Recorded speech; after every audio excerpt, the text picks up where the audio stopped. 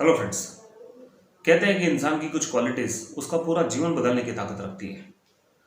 और ये क्वालिटीज वो वक्त पर अगर काम में ले ले और उनको पहचान ले तो अपनी लाइफ में वो मनचाहा बदलाव कर सकता है। और ये मनचाहा बदलाव करने वाले बहुत सारे शख्स हुए जिन्होंने इतिहास के पन्नों पर अपना नाम रोशन कर दिया। आज से बहुत साल पहले जब हम आज़ाद नहीं थे, तब एक छोटे से गांव चंपानेर में एक भुवन नाम के लड़के ने अपने जज्बातों के दम पर अंग्रेज अफसर एंड्रू को भी उस गांव को छोड़ने पर मजबूर कर दिया।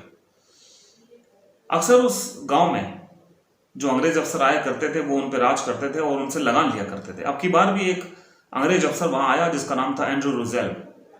और एंड्रू रुजेल ने जब गांव वालों के सामने अपनी शर्तें रखी, अपनी डिमांड रखी, तो उनके गांव वाले बहुत परेशान थे। उस वक्त कई सालों से वहाँ बारिश नहीं हुई थी, वो अपना लगान नहीं चुका पा रहे थे, लेकिन जो अंग्रेज अफसर थे वो लगान लेने पर उतारू थे, उन्हें लगान चाहिए था।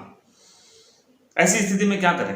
तो वो जो अंग्रेज अफसर था एंड्रू, उसने उन गांव वालों के सामने एक शर्त रखी और उसने कहा कि मैं तुम्हारा लगान माफ कर सकता हूं अगर तुम मेरे साथ एक गेम खेलो तो। और वो गेम था क्रिकेट, जिसके बारे में वो गांव वाले जानते भी नहीं थे, चंपानेर वाले बिल्कुल नहीं जानते थे।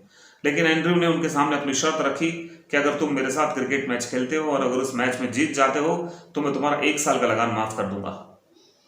फिर भी गांव वाले कुछ नहीं बोले और वो सामने खड़े रहे।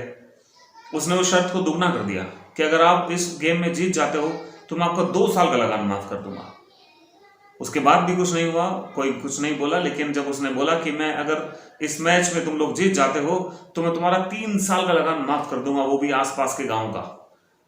इस बात को सुनकर वहां खड़े एक लड़के के अंदर एक जज्बात जागे और उसने बिना सोचे से समझे उन जो लोग वहां पर गांव के शांत खड़े थे उनके बीच में से वो उठा और उसने बोला कि हमें मंजूर है, हम तुम्हारे साथ तुम्हारा गेम खेलेंगे।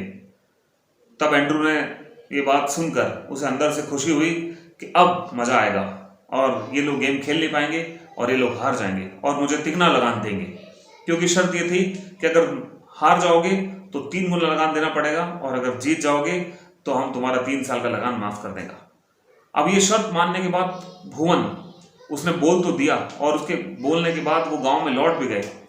और उसके बाद उसके गांव वालों ने उसे बहुत बुरा भला कहा कि अगर हम ये मैच नहीं जीत पाए तो हमारा क्या होगा, पहले ही से हमारी स्थिति खराब है और स्थिति खराब हो जाएगी। तब उसने एक बात कही कि कोई बात नहीं काका, अगर आज हमारी स्थिति खराब है तो कल हम स्थिति को ठीक कर सकते हैं। और मैंने एक सपना देखा है और सपने उसी के पूरे होते हैं जो सपने देखता है।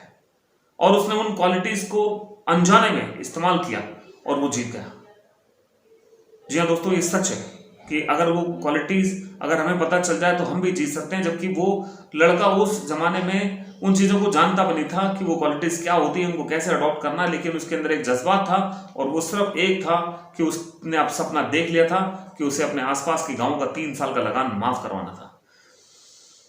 तो उसने एक ड्रीम देखा और उसने ड्रीम ये देखा कि अगर ये हम मैच जीत जाते हैं तो हम 1 साल का नहीं, 2 साल का नहीं, बल्कि 3 साल का लगान उस माफी मुक्त गांव में आ जाएंगे और हमें 3 साल का लगान देना नहीं पड़ेगा।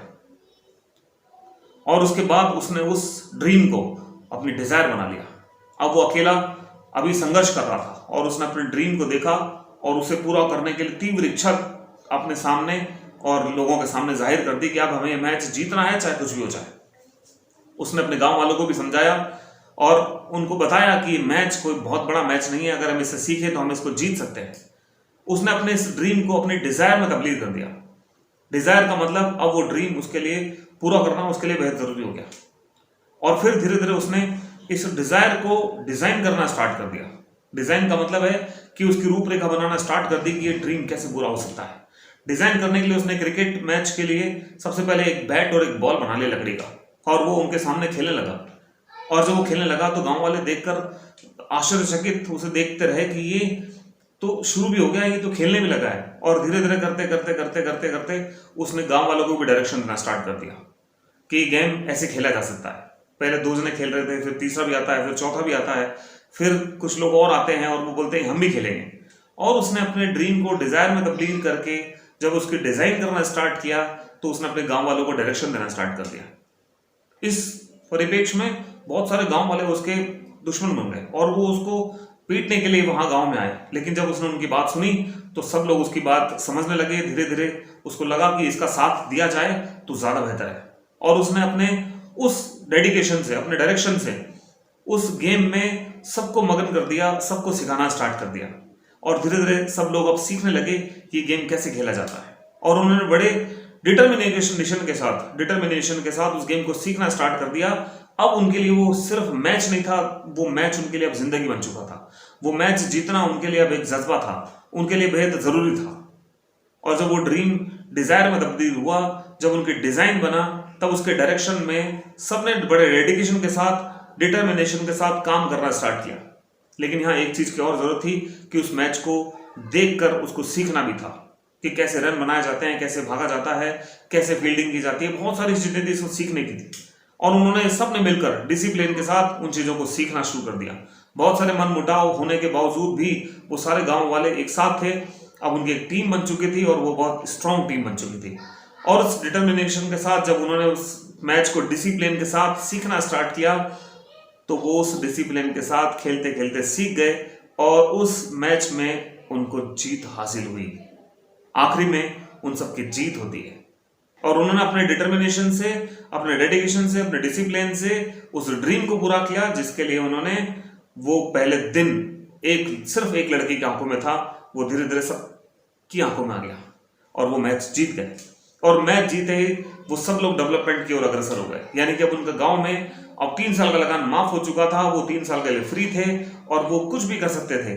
और इस हार से बोझल होकर जो वहां का अंग्रेज अफसर था एंड्रू रोजेल, उसने वो गांव छोड़ दिया, और वो गांव छोड़ के चला गया, और वो हमेशा के लिए आजाद हो गए, हमेशा के लिए मुक्त हो गए। उसके बाद वहां पर कोई अंग्रेज अफसर दोबारा नहीं आया, और उसके बाद उस अकेले भुवन ने अपने पूरे गांव में और अपने पूरे गांव के साथ उस चंपानेर का नाम इतिहास में अमर कर दिया।